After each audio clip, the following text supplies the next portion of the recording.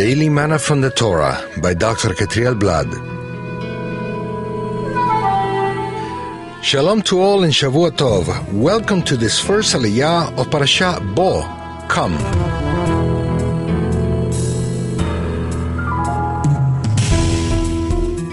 We find this first Aliyah in Exodus 10, verse 1 through 11.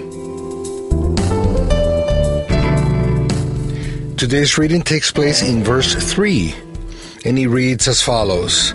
So Moses and Aaron went to Pharaoh and said to him, This is what the Lord, the God of the Hebrews, says. How long will you refuse to humble yourself before me? Let my people go so that they may worship me.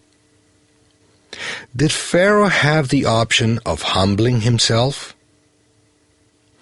Pharaoh received orders from heaven to send the people out to the desert so they could serve the Eternal. Pressure became stronger and stronger upon him. Few people in the world have received such clear messages and such potent miracles and signs from heaven. The normal thing to happen would be that the person would acknowledge the eternal sovereignty and would humble himself before his powerful hand. That's why the Eternal reproaches Pharaoh for not humbling himself before him. This shows us that Pharaoh was responsible for what he was doing. He had free will to choose between right and wrong, and he chose to do wrong.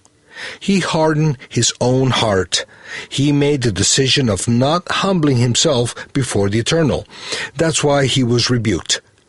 If the Eternal had produced this reaction in Pharaoh without him being able to choose, then Hashem would have been unfair by accusing him for his actions. So Pharaoh was responsible for his decisions and was free to humble himself if he had wanted to. But he made the wrong decision, and that was his ruin. When the Eternal speaks to us, he expects that we humble ourselves before him. If we don't humble ourselves before him now, one day he will reproach us for that. He expects everyone to humble themselves and obey him. That's what men were created for. But because of the freedom we all have, many decide not to humble themselves, resulting in their eternal ruin. Not humbling before the Eternal will always result in humiliation and ruin. Humbling before the Eternal will always bring exaltation and salvation. Now, choose for yourself. Shavua Tov, a good week, and Shalom.